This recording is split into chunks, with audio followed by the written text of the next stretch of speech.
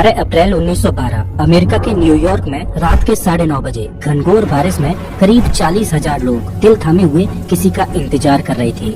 ये वो काली रात थी जब न्यूयॉर्क में दर्द का सैलाब आने वाला था। 3 दिन से ये लोग टकटकी लगाए एक जहाज का इंतजार कर रहे हैं जिसका नाम है कारपेथिया।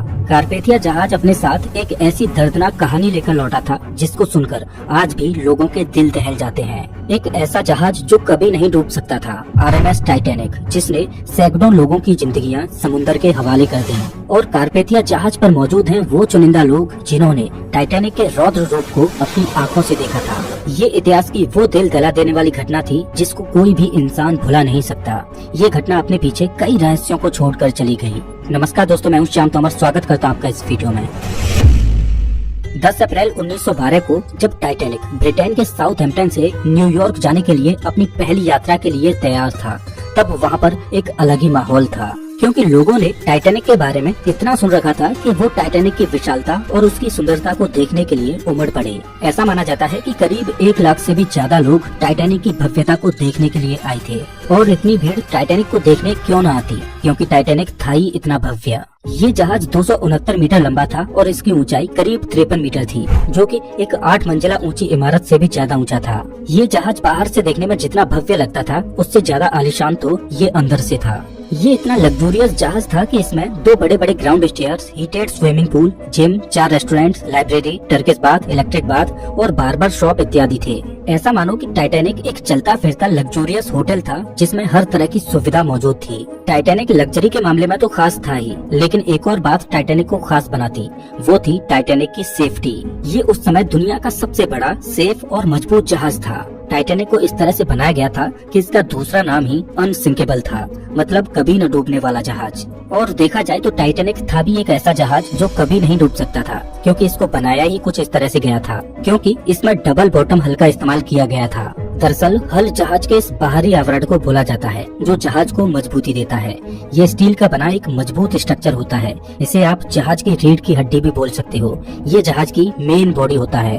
टाइटैनिक का ये हल वैसे तो मजबूत था ही, लेकिन इसे और ज्यादा सेफ बनाने के लिए टाइटैनिक के इस निचले वाले हिस्से यानी बॉटम में डबल हल का इस्तेमाल किया गया था। दरअसल समुद्र में कोई शिप चलती है तो उसका ज्यादातर इस निचले वाले हिस्से में किसी अंदरूनी चट्टान या अन्य चीजों से टकराने का डर रहता है। तो टाइटैनिक का डबल बॉटम हल होने की वजह से अगर इसका निचला वाला हल किसी इम्पैक्ट में टूट भी जाए तो दूसरा हल टाइटैनिक को सुरक्षित रखेगा और इसे डूबने से बचा लेगा। और टाइटैनिक का दूसरा सेफ्टी फीचर इसे और ज्यादा सेफ बना देता है। दरअसल टाइटैनिक को 16 वाटर टाइट कंपार्टमेंट्स में डिवाइड किया गया था। दरअसल जहाज का ये निचला वाला भाग शिप का मेन पोर्शन होता है जो पानी के अंदर चलता है। अब अगर मानकर चलो कि जहाज के इस वाले हिस्से में कहीं पर भी कोई छेद हो जाए तो धीरे धीरे जहाज के अंदर पानी भरने लगेगा और कुछ समय बाद जहाज पानी के अंदर डूब जाएगा। लेकिन टाइटैनिक के इस निचले हिस्से को 16 वाटर टाइट कंपार्टमेंट्स में बांटा गया था। इससे फायदा ये होने वाला था कि अगर बाई चांस जहाज साइड से किसी चट्टान से टकराता है और उसमें लीकेज होता है तो जहाज का जो कंपार्टमेंट क्षतिग्रस्त हुआ है केवल उसी में पानी भरेगा और बाकी के कंपार्टमेंट्स में पानी फ्लो नहीं करेगा, जिससे जहाज डूबने से बच जाएगा। और टाइटैनिक इतना बड़ा जहाज था कि अगर इसके 16 में से 4 कंपार्टमेंट्स में भी पानी भर जाए तो भी ये डूबने वाला नहीं था। और ऐसा होना एक असंभव सी बात थी कि इसके एक साथ 4 से ज्यादा कंपार्टमेंट्स डैमेज हो जाएं, क्योंकि ये कंपार्टमेंट्स बहुत बड़े बड़े थे। तो भला कोई चट्टान भी इस जहाज को कैसे डुबो सकती थी। इसी वजह से इस जहाज को कभी न डूबने वाला जहाज यानी अनसिंकेबल बोला जाता था। टाइटैनिक को व्हाइट स्टार लाइन कंपनी ने करीब 3 सालों में बनाकर तैयार किया था। 2 अप्रैल 1912 को टाइटैनिक जहाज बनकर तैयार हो चुका था और इसके कुछ दिन बाद यानी 10 अप्रैल 1912 को इसे अपनी पहली यात्रा के लिए तैयार किया जाता है। इस जहाज में उस जमाने के बड़े बड़े लोग बैठे थे। इसमें कुछ ऐसे प्रवासी भी थे जो अमेरिका जाकर एक नए जीवन की शुरुआत करने वाले थे। इस जहाज के कप्तान थे 62 साल के एडवर्ड जॉन स्मिथ, जो कि एक अनुभवी कप्तान थे। ऐसा माना जाता है कि ये इनका आखिरी सफर था। इसके बाद ये रिटायरमेंट लेने वाले थे। इस जहाज पर करीब 2240 पैसेंजर्स और क्रू मेंबर्स थे।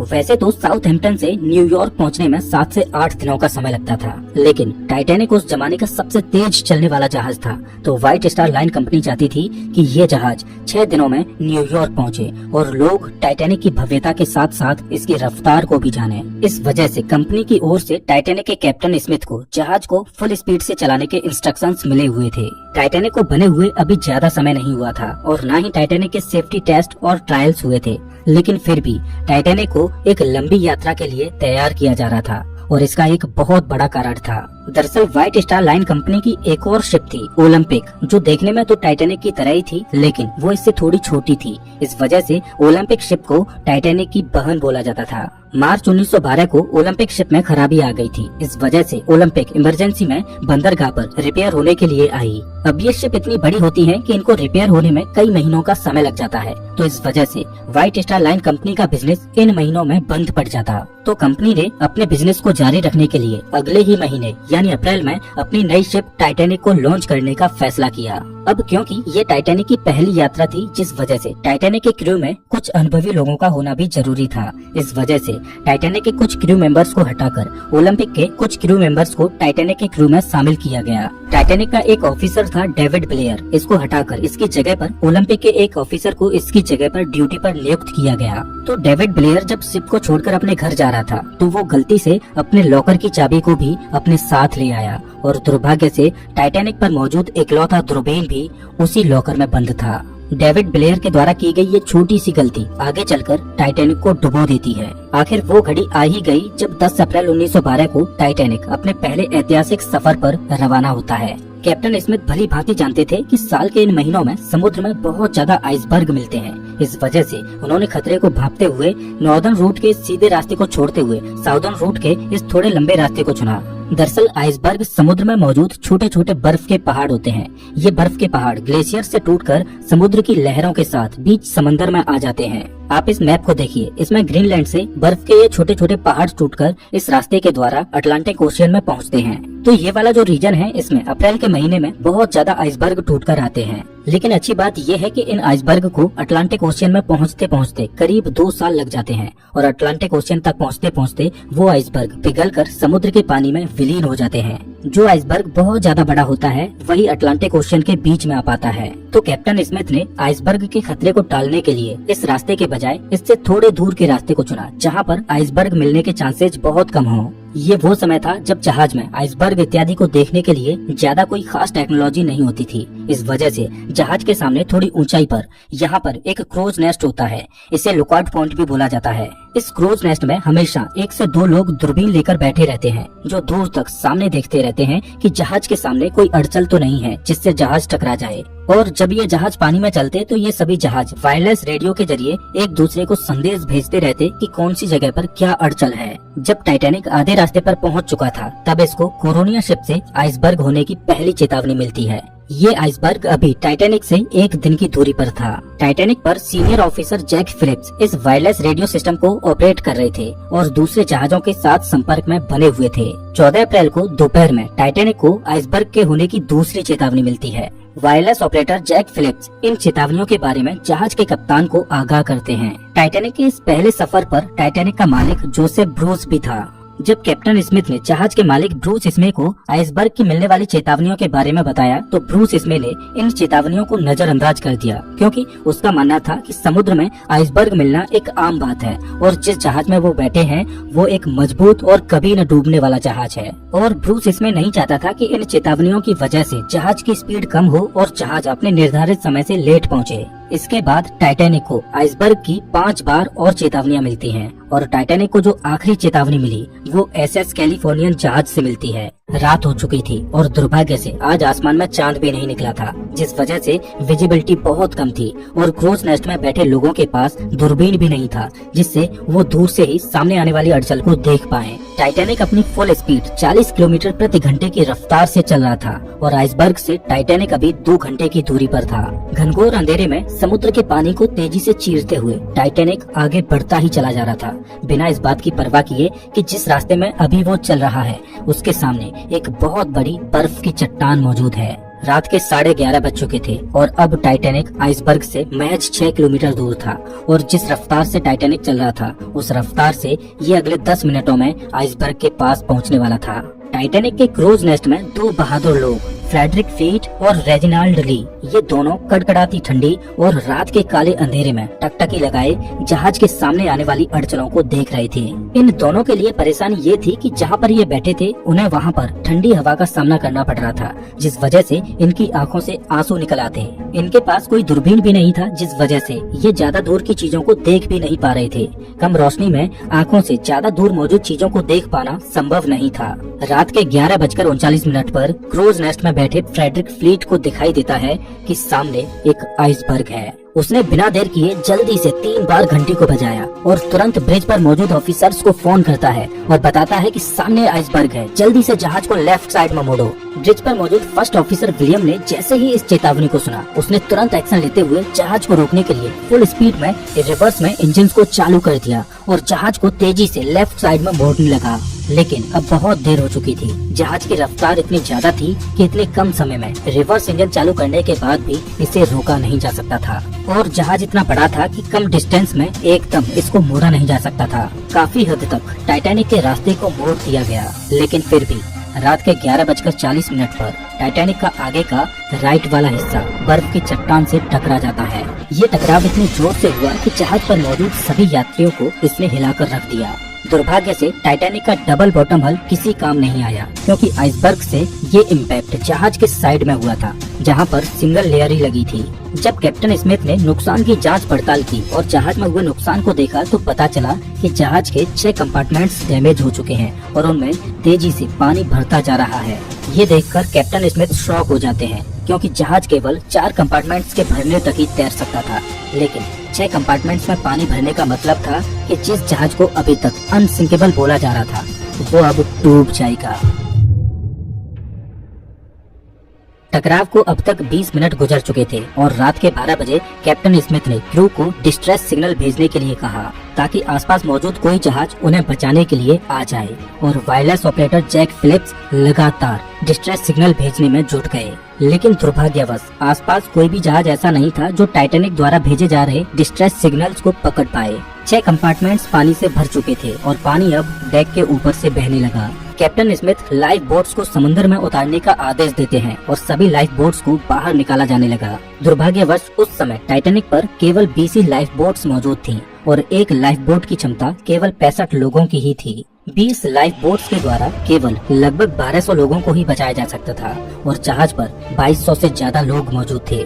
हड़बड़ी में शुरुआत में जो लाइफ बोट्स उतारी जा रही थी उनमें केवल 27 से 28 लोगों को ही भेजा जा रहा था और लाइफ बोट्स को केवल आधा ही भरा जा रहा था। प्रोटोकॉल ये था कि औरतों और बच्चों को पहले लाइफ बोट्स में भेजा जाएगा। जहाज पर अभी भी कुछ लोग ऐसे थे जो ये मान रहे थे कि ये जहाज कभी डूब ही नहीं सकता और वो एकदम रिलैक्स थे। इधर जैक फिलिप्स लगातार डिस्ट्रेस सिग्नल्स भेजे जा रहे थे और सौभाग्य से इनका डिस्ट्रेस सिग्नल पास में मौजूद एक जहाज कारपेथिया को मिलता है और 12:30 पर कारपेथिया जहाज से संदेश आता है कि वो टाइटैनिक पर मौजूद लोगों को बचाने आ रहे हैं। लेकिन बदकिस्मती ये थी कि कारपेथिया जहाज अभी भी टाइटैनिक से करीब 107 किलोमीटर दूर था और कारपेथिया अपनी फुल स्पीड पर भी चलता, तब भी कारपेथिया को टाइटैनिक तक पहुंचने में 4 घंटों का समय लगने वाला था।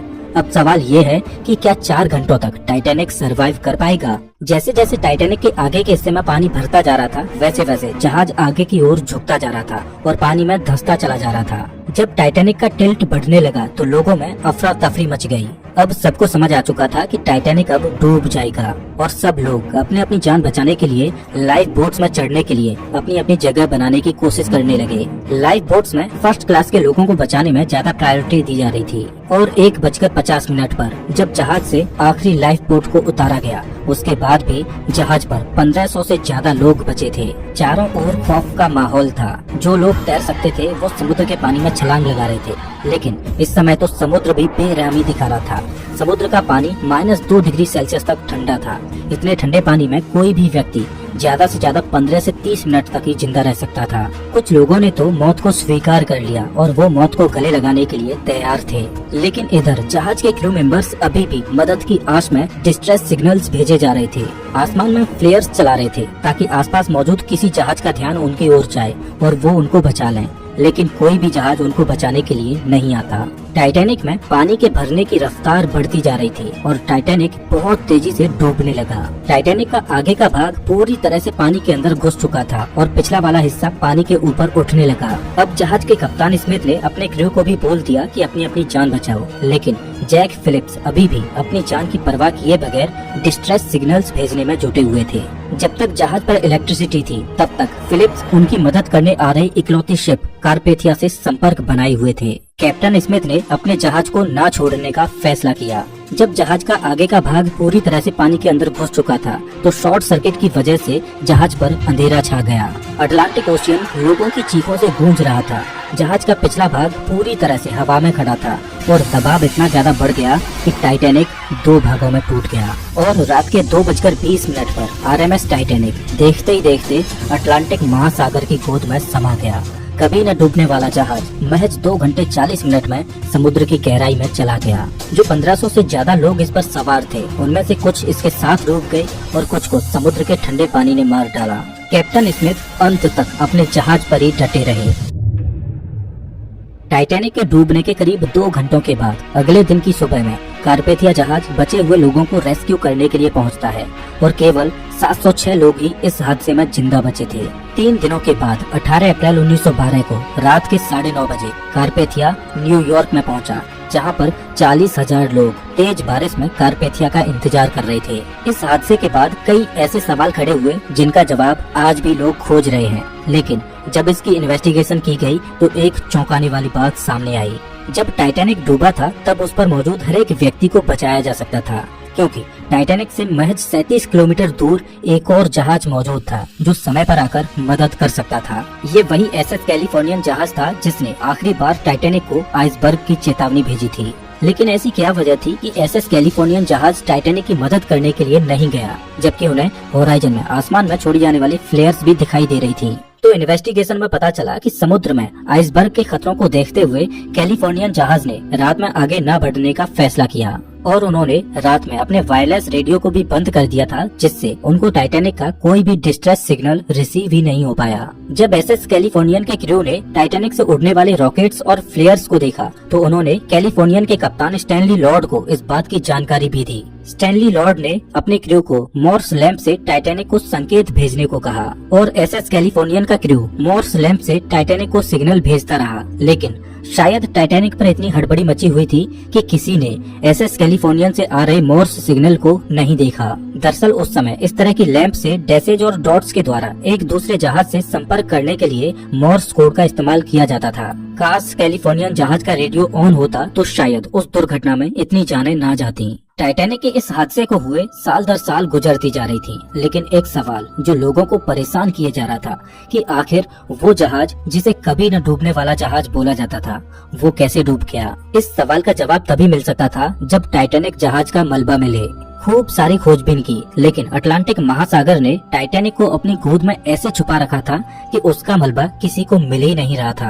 आरएमएस टाइटैनिक के मलबे को समुद्र की गहराइयों में ढूंढते ढूंढते 70 सालों से भी ज्यादा का समय गुजर चुका था। तब जाकर सितंबर 1985 में पहली बार टाइटैनिक के मलबे की झलक देखने को मिली। अमेरिकन ओशियनोग्राफर रॉबर्ट बेलार्ड वो व्यक्ति थे जिन्होंने टाइटैनिक के मलबे को खोज निकाला था और जब से टाइटैनिक का मलबा मिला है तब से लेकर आज तक इस पर कई बार खोजबीन होती रही है। लेकिन टाइटैनिक के मलबे पर की गई शोधों ने इस बात की गुत्थी को सुलझा दिया कि ये अनसिंकेबल जहाज आखिर क्यों और कैसे डूबा। ओशियनोग्राफर्स के होश उड़ गए जब उन्होंने टाइटैनिक के मलबे को देखा, क्योंकि टाइटैनिक समुद्र के बॉटम में 2 हिस्सों में टूटा पड़ा है। जहाज का आगे का हिस्सा बहुत ही अच्छी कंडीशन में है, लेकिन पिछला वाला हिस्सा इतनी बुरी कंडीशन में है कि उसको देखकर ऐसा लगता है कि ये टाइटैनिक का दूसरा भाग है ही नहीं। और पिछला वाला हिस्सा फ्रंट वाले हिस्से से करीब 2000 फीट की दूरी पर है। काफी खोजबीन के बाद पता चला कि जब टाइटैनिक को बनाया गया था तब इसमें टाइटैनिक के हल को मजबूती देने के लिए जो रिवेट्स लगाई गई थी वो स्टील की नहीं बल्कि कास्ट आयरन की थी।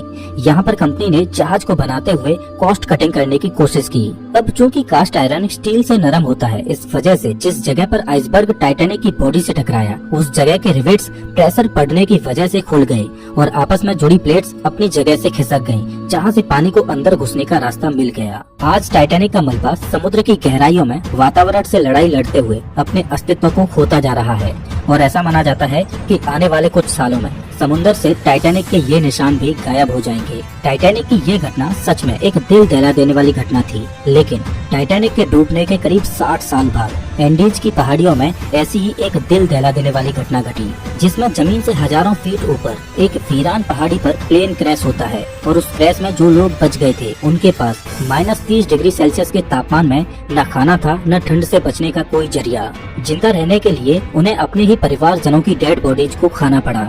वास्तव में फ्लाइट 571 की कहानी दिल को दहला देती है। फ्लाइट 571 की कहानी को आप स्क्रीन पर दिख रही इस वीडियो में देख सकते हो। मैं आपको वही मिलता हूँ।